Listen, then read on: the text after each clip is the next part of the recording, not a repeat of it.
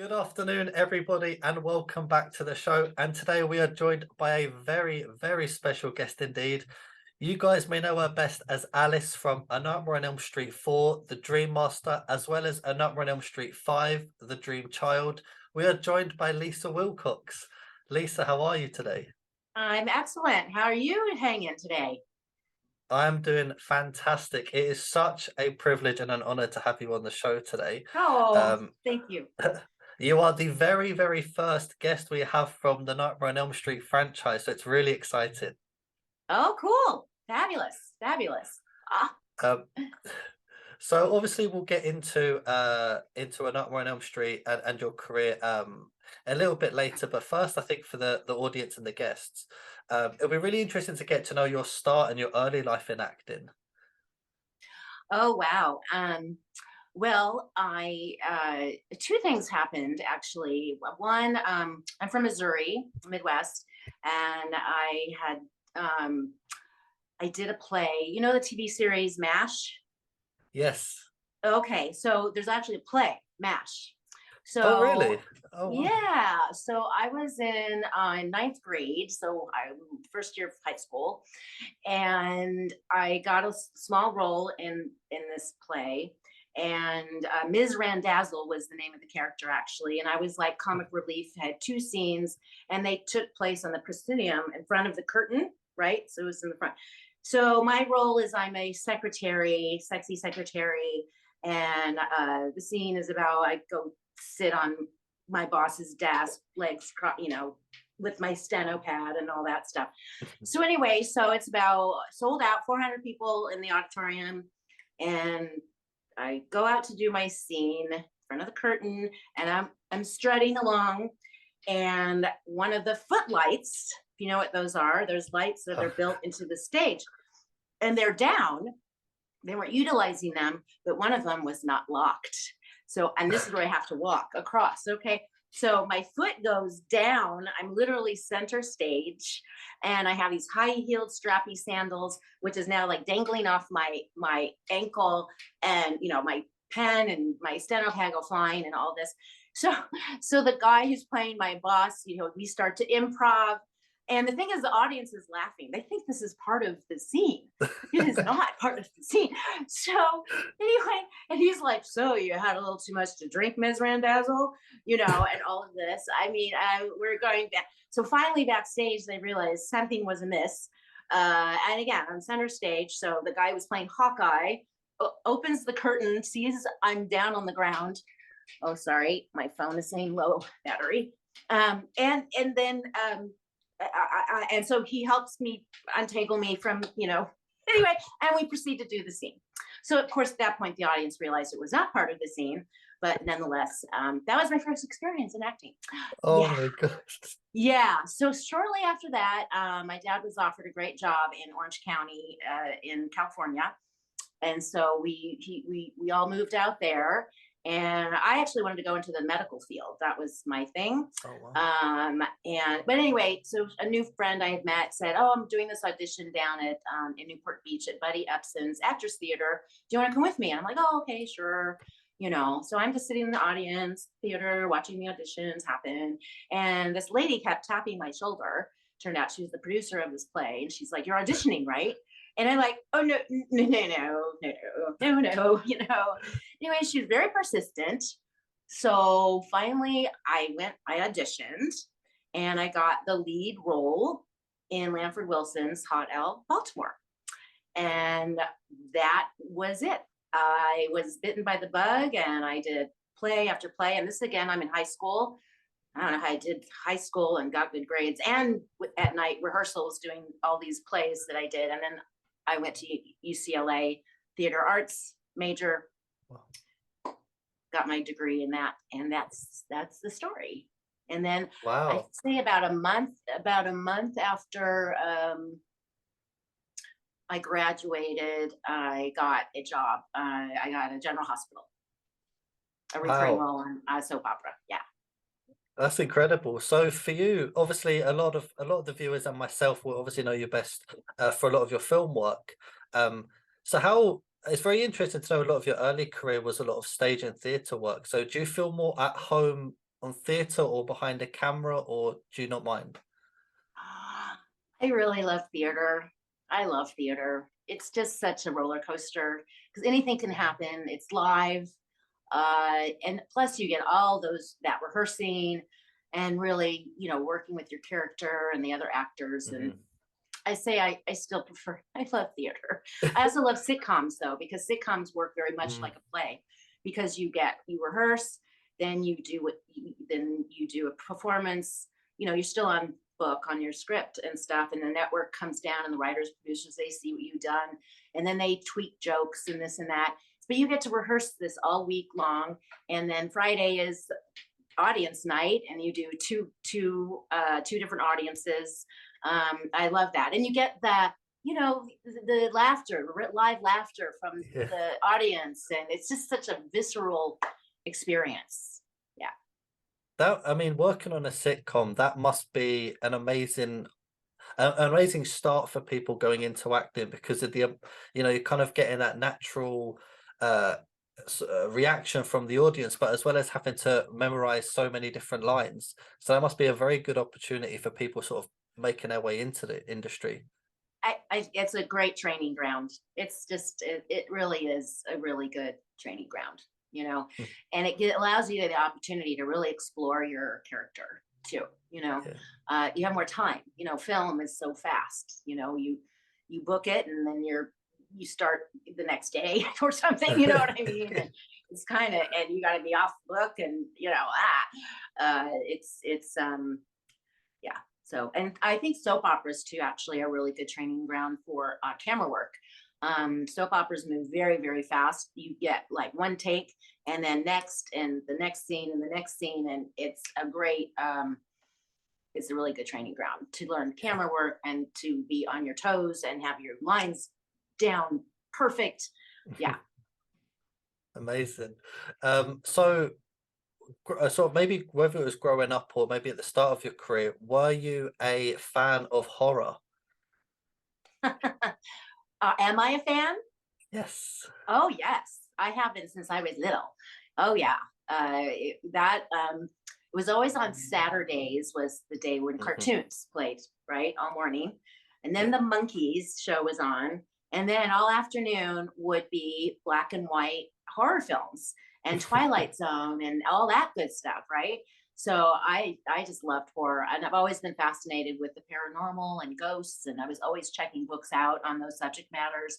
My first book I read was Dracula, Bram Stoker's Dracula. I read that like in fourth grade, and it was not on the reading list. Okay, anyway, yeah, I've always been fascinated. So it's sort of apropos that I ended up in the Nightmare on Elm Street series. Yes.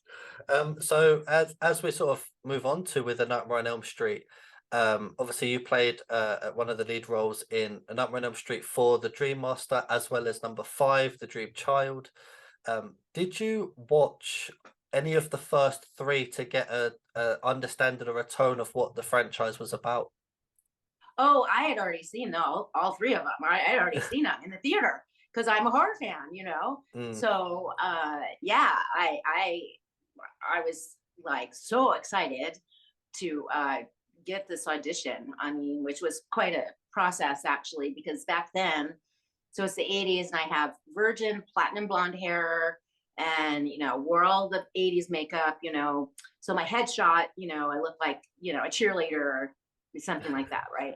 So they wouldn't audition me first because I did not look like the character Alice they had in mind, right? wow. Um, but then the casting director tells me that they auditioned like hundreds of actresses for the role of Alice, and they couldn't find her. I was the last one cast actually, and so finally I got my opportunity to audition because I was at the bottom of the barrel, but they were running out of actors to audition. So I got my chance, and I just went with like dirty hair and no makeup, and wore pale yellow, which is like my worst color. And I had one call back on a Friday, and I was getting married that Sunday. 150 people wedding. And I learned on my honeymoon that I had gotten the role of Alice. That's incredible, and that's something that it kind of goes to show, right, that even if maybe you're told to start with that, they're not interested in casting you, that there's always that opportunity of coming back. That's incredible. And then not only that, is it such like a lead role as well? That's an amazing story. Um, so for yourself, what was it like playing Alice in either of the movies? Um, well, I love the script. The script is amazing, and the character Alice too has this amazing character arc. And as an actor, we love character arcs. I mean, she Yes. starts off so timid and weak, and then as she gains the powers of her friends, she gets stronger and stronger and stronger to where she has that confidence and she can kick ass. So it was great. And then Nightmare 5, Dream Child, there was 5 gets knocked, I guess, somewhat, but a lot of people 5 is their like favorite one, and the thing with 5, as far as why it was not accepted in the 80s, is think of all the subject matters that are covered in Nightmare 5. Yes. We've got a teenage girl who's having sex before marriage, gets pregnant. Then we have, is she going to get an abortion? Is she going to have it? Is she going to put it up, for adoption? So there's that subject matter, right? Then we've got Greta, who, the anorexia, bulimia thing going on, right? And then we have Right. the recovered alcoholic father. And there's these subject matters that were just distasteful for people. Hmm. They didn't want to see that in a horror film. But I think it was a very brave little film, to touch on these subject matters. Nowadays it's not so shocking, to talk Yeah. about these matters. But back then it was, yeah, Yes, taboo. especially, yeah, exactly. No, and especially with such a franchise which was so well established. And I think it's very much like ahead of its time, because I think nowadays when a lot of these horror films on any across any franchise, they're almost timeless. And Mm-hmm. that's why I think now a lot of people are saying that 5 is their best, because it hits a lot of these subjects that other franchises won't touch. So I can Mm-hmm. see that. Yeah, yeah. So that's my philosophy on that one, on that. So Yeah. yeah. In regards to either of the movies, obviously you've worked a lot with Robert Englund, who's obviously notoriously as Freddy Krueger himself. How was your relationship with Robert? Great. Yeah, he's a lot of fun to work with. He's also done a lot of theater too, Mm. so we had, things to talk about for sure. Yeah, no, I mean, I was nervous the day before because I'm going to be meeting and working with Robert Englund, the Robert Englund, but Yeah. he put us all at ease. It was easy. Oh, that's brilliant. That's always nice to hear, It's always nice to hear that people that are already kind of well established in the industry, they're kind of nurturing and bringing the new people in. Because you Yeah, always hear stories from both sides, so that's really nice to hear. yeah. Do you feel that back when these movies were released, sort of maybe movies in the 80s and 90s, when they came out and people had the reactions, would you say they were more appreciated then, or would you say there's more of a love for these older movies now? I would say uh, there. So say, ask the question again. Yeah, no, no problem. So would you say that, I suppose a better way to put it, would you say that nowadays there's more appreciation for these classic movies Oh, of the 1980s and 90s? I think people love the 80s, 90s, because back then it was practical effects, meaning no CGI. Yeah, Uh, and you had these amazing brains and designers who were, had to come up with, okay, how are we going to do the theater scene and we get Alice into the movie screen? How are we going to do this? yeah, How are we going to, I mean, they had to just, think on their toes and have these big meetings to figure it out. Now you're just like, oh, we just CGI it. You know what I mean? yeah. It's and I think people appreciate that genuine quality about those films. Yeah, I mean, to be honest, actually, it's funny you mentioned that scene, because for the time, that scene obviously where Alice goes from the movie theater and she kind of flies into the projector movie itself. That was one of the most like smooth transitions I think I've seen from that classic movie. I don't think people could pull it off that well now. So that was flawless. It was, right? I mean, it's quite impressive. Yeah, I love. There's a book that Mick Strawn, who was the production designer for Four, and many other movies too, but he wrote a book behind the screens. It's called, and he talks about how they did all those effects in Nightmare Mhm. 4. It's really interesting. It's a page turner. Oh, that's amazing. I have to check that out. So do you have any memorable moments on set on any of the Nightmare on Elm Street movies that kind of stick out in your head the most? They stick out the most. Well, I remember. Well, there's one scene I will never forget because it's when Kristen pulls me into her dream, and I'm in the boiler room in my Hmm. little white nightgown, and I'm like, "What's going on?" Yeah. Um, what's kind of funny is we're filming that, and I'm wet, whatever, and the director calls cut. He's like, "What is all over her nightgown?" See, they asked me to dye my hair or get a rinse. So every morning I had a red rinse put on my hair every morning. Mhm. Well, now they've wet it and they are not and so the rinse is dripping out off onto my wardrobe. Okay. So we had to stop and get my hair washed, okay, to get the rinse out. And then we continued filming. So so that was very memorable, that's for sure. um and I really love the scenes like in the diner, when Dan comes in with the cheerleader girl, and just the rapport that the girls and I had, which was really uh we really got along great, and we're great friends today. So, and that doesn't Wow. happen very often. That rarely Mhm. happens. Usually you do a project, you never see those people again. You do a play, you never see those people again.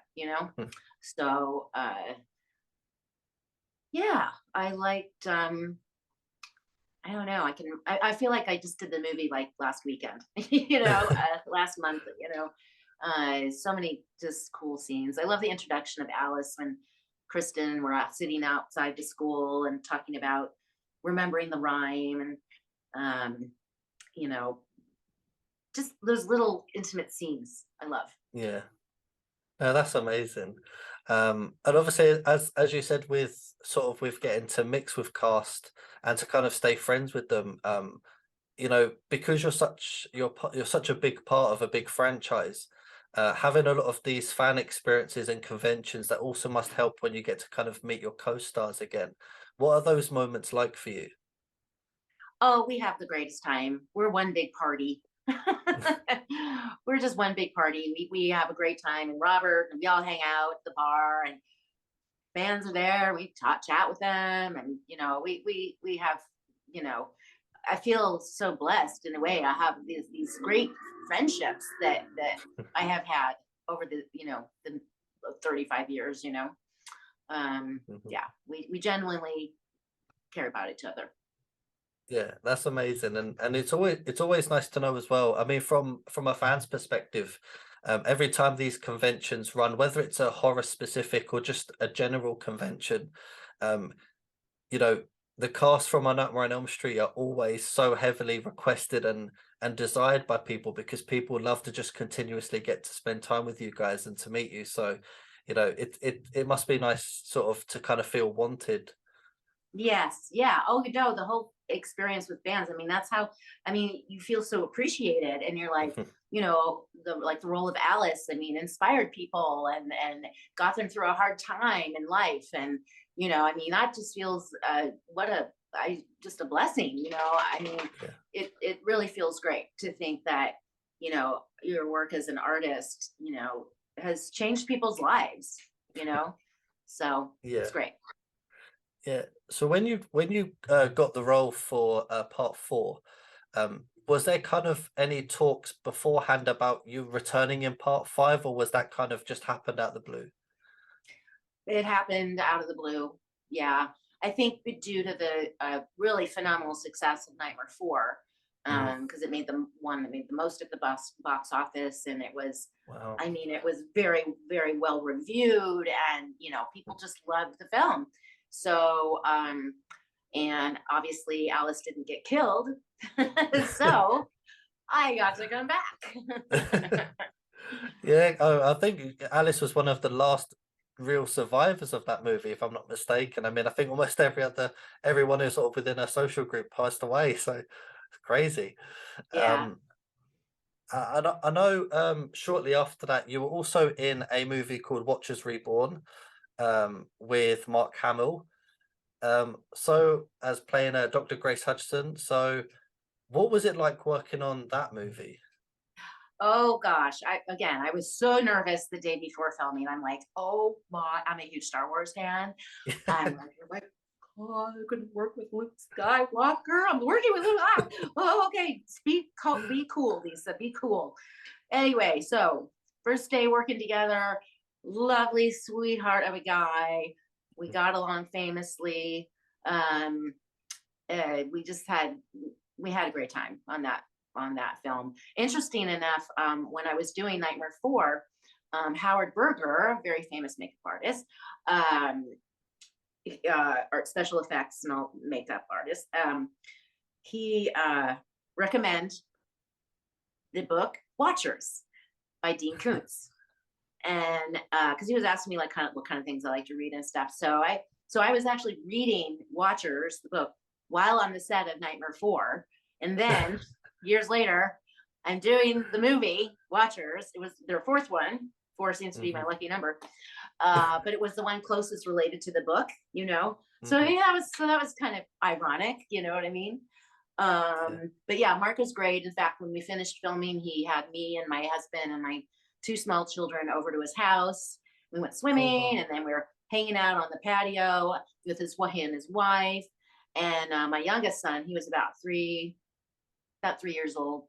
Uh, there was a bowl of cherries, and I look over and he's eating like half the bowl of cherries. Guess what happens? Yes, he vomits the cherries on Mark Hamill's patio table and floor. Yeah. But anyway, they had three children of their own. And he was like, oh, it's no problem. And there's a hose right there. So Mark Hamill is hosing my son's vomit off his patio. Pretty funny. That's an amazing story for your son to say in the future. Yeah. So, Because again, I can only imagine at that time, obviously Nightmare on Elm Street 4, was such a huge success. So obviously you were getting quite heavily recognized. And then on top of that, having Mark Hamill as a co-star, obviously, in one of the heights of the Star Wars franchise, that must have been such a wild time for both of you. yeah, I was. No, I mean, it was, we love that time period in our lives, no Yeah. question about it. Yeah, it was Um, a happy and successful time, and who doesn't love the 80s? It was a uh, great decade. Absolutely. Something that's quite interesting I also found is obviously you also made an appearance on Star Trek Next Generation, sorry. Um, so you're one of the only real few actors who has kind of made that transition from like horror to sci-fi. What was the comparisons for you on a huge sci-fi production as in comparison to a horror production? There's really, I mean, there's really not much difference. You on with Star Trek Next Gen, you're on a set, and they build these huge like planets. I mean, amazing, stuff that they build, and they're very but so are horror films, like specific on wardrobe. There's a lot of thought Mhm. and meetings about wardrobe. And so honestly, the whole scenario, and in fact, Star Trek, you've got aliens, and they have the prosthetics and all that stuff. I had a prosthetic made for me. It was on my forehead. So it really is, there's no difference. I mean, you still have the same thing. The Absolutely. fans are So different. The fans are yes. different, definitely. But So in terms of the fans between horror and sci-fi that you've experienced, what for you are kind of like the noticeable differences between what? between horror fans and sci-fi fans if you get Oh, approached differently? well, sci-fi fans, I think, they're more they're very intellectual, Hmm. and they're very specific. I mean, they will bring exactly the right color and kind of pen they want you to use to sign their book or whatever it might be. Um, so that's a difference, Um, and they're more I want to say timid in a way than horror fans, um, more introverted. And so many of them are like, computer science whiz people and, that kind of thing. Yes. So I would say the horror fans are more boisterous. Hmm. Yeah. Yeah. I was checking out your IMDb page for sort of what you're currently doing, and you are probably one of the most active actors I've seen around so far. There you have so many movies and shows coming out at the moment. Do you want to tell some of the listeners and the viewers about maybe some of your upcoming projects? Well, yeah, last year was a very, very productive, busy year. Absolutely. There's a film called Murder Anyone. It's not out yet. You can look it up because it's won Hmm. awards, and I won Best Supporting Actress at the LA Wow. Los Angeles Film Festival. So that one I'm very proud of. Then I worked with a production team that's from Ireland. We filmed in Wow. Kentucky, or was it Tennessee? Kentucky, Tennessee. But they flew in from Ireland, and it's called Demon Hunter 2. It's their second one, which apparently was very successful in Europe. And Oh. so I got to be in the second one, and it's a fabulous role. Oh my gosh, I can't even tell you how what I play this maniacal, evil CEO who's actually a demon. And Wow. yeah, so I play this great script, great fun role to play someone evil, and it was very theatrical, so that's why Hmm. I loved it. Then I just saw the premiere last weekend in Nashville of a movie called Reunion from Hell 2, and it's their second one. And Danny Hassel, who plays Dan in Nightmare 4 and 5, Hmm. is in it. He plays my brother in this film. Wow. And Mark Patton from Nightmare 2 is also in it. So, and they hadn't worked with any of the Nightmare actors since Nightmare on Elm Street. So that was quite phenomenal, really phenomenal. There's so many, one called High Tide. It's a beautiful story. And the thing is, not everything is horror. Yeah. Uh, I did a comedy with Tom Sizemore. Oh my gosh, so much fun. A lot of improv. I worked with Jamie Kennedy, the comedian Jamie Kennedy, another comedy. So, it's kind of dramas to. There's a couple you can stream now, one called Mystery Spot. And I was nominated for Best Actress at the Buffalo Film Festival in their horror category. But I don't see the film as a horror film. It's really more like a Twilight Zone kind of thing. Oh, But I okay. have a Yeah. lovely big role in that one, and you can stream that now, Mystery Spot, and also one called Bloody Man. You can stream Hmm. that too. So yeah, and I got another film I'm going to be doing in March, and more. Just been busy. Thank you, God. Yeah, I was going to say it must be nice for you to have a lot of diversity and kind of what being able to go anything from, like you said, a horror to a comedy to to be able to play such variety of roles. That must kind of feel a bit more refreshing. Yeah, no, it's great. Variety is great. I love variety. And honestly, I mean, I played from nuns to prostitutes, it's like all over the place, my agent used to call me a chameleon, Yes, and so that's why I love what I do. It's so fun because every character is different. absolutely. Is there a character or a type of movie that you haven't done yet that you would really like to do? I really want to play a vampire because that was my Yes. first love, Dracula. I love vampire stuff and all of Anne Rice's books and all the movies, and I just love vampire stuff. So I want to play a vampire. Hello, anyone out there? If you need a vampire, you got a script, give me a call. And then I've always wanted to do a Western. I've always wanted to Wow. do a Western. Yeah. And I want to wear those dresses and I want to have horses around and just, yeah. So those two are still, I've not gotten to do those yet. So, Vampire, I feel like we could get to happen. I feel like we can make that happen. Westerns, oh, it's a shame because over here, obviously, I'm living in the UK.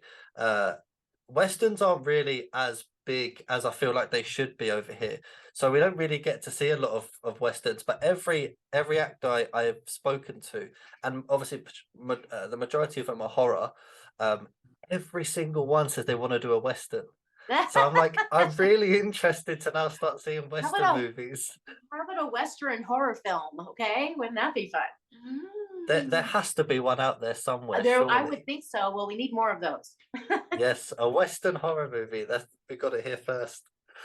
Um, so throughout your whole career, do you have any particular memories or moments that you really felt, uh, you know, you've accomplished something, or do you really feel like really proud or happy of any particular moments? I'm very proud of I really love the performance in Mystery Spot that I did in that role. It's a serious role. Um, and so you're kind of asking like some of my favorite projects that I liked doing. Yes. Yeah. Okay. I loved playing you guys. Brady Bunch, the Brady Bunch Yes, TV yes. show. I got to play Florence Henderson and play her character, in Brady Bunch, the mom. Because we do behind the scenes stuff, like in the makeup trailer, but we're Mm, acting, so I get to be Florence, and then I get to be Carol Brady, and to be on wow. that set and the clothes and all that. Oh my gosh, and I had the wig. Oh my god, that was really a blast. Um, and I love this episode of Walker Texas Ranger that I did, and I play a nun, and it's just like the saddest story. It's a just sad story. It was played at Christmas time, you know, and of course it's in reruns and all that stuff. But that was a very special role to me as well. Wow. That's amazing. And of You course, know, Utah, and of course Alice. I mean, come on, yeah, that's a yeah. tradition. But also Utah and Star Trek Next Gen, because I get Hmm. killed in it, and they don't kill very often on Star Trek. No, So no, yeah, so I'm actually a property on the Monopoly board. The no way.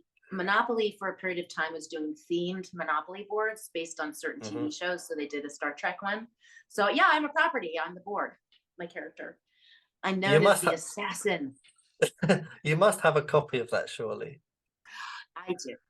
Well, Of we course. actually used to play with it. Oh wow, that's amazing. Yeah, the Um, kids. so for yourself now, whether it's different, maybe when you started your career to it is now, but who or what inspires you? Um, Honestly, books inspired me. I loved reading and I loved getting into the minds of the characters in the book, and it just takes your imagination. So I think that's why inevitably I became an actress, because like now I get to play these characters that you're reading, you know what I mean? Um, and Meryl Streep's work, I've just always been so impressed Hmm. with her. I love Al Pacino, these classic actors that are they're just brilliant, you know? Yeah. Yeah. Fantastic. Um, do you have anything you would like to promote? I know you have a website which you're quite frequently updating, but do you have anything you want to promote? Well, yeah, just try to go to my website. I try to keep up to where I'm going to have convention Mhm. signings and whatnot, you know. And on my website, I have now, so the Crave In, you know, where that I was talking about some of the scenes I loved in the Crave In, Yes. which of course get it, Wes Craven. Yeah. Okay, Yeah. who created Nightmare on Elm Street? Yes. Uh, God rest his soul. He, so I have mugs that have the Crave In on the mug. Oh wow. And I also have a plate, a little diner plate, and it has this Hmm. really cool logo on it and stuff. Anyway, I just had those put up on my website, and I have also little mini nunchucks that are a magnet that are Oh custom wow. made. I designed them, but they're custom made. And one side says Alice, what does it say? Alice something, and then Alice the Dream Master on one side, and then the other side is striped red and green.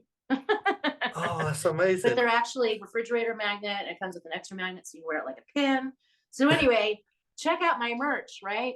Um, and what do I have coming out in the theater?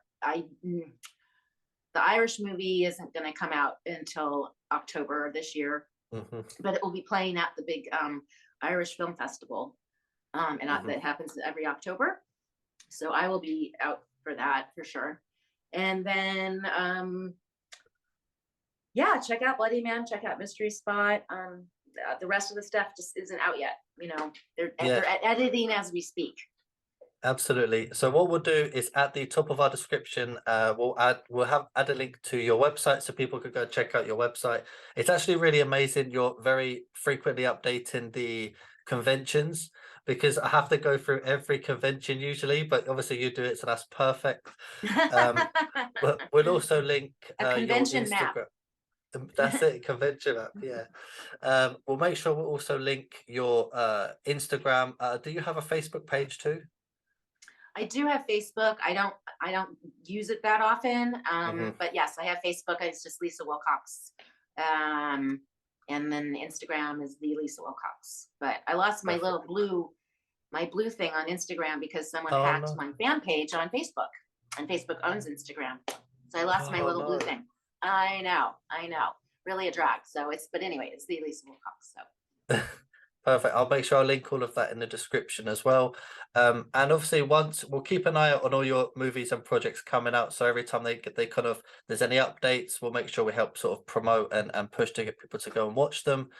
Because I'm really excited to see some of these new projects you have. It'll be really interesting. yay! Yes, yes, yes, yes. Come to the Irish Film Festival. That's the one. Lisa, thank you so much for joining us today. It's been an absolute pleasure to get to speak with you. Well, I had a great time, and thank you so much. And hello, UK.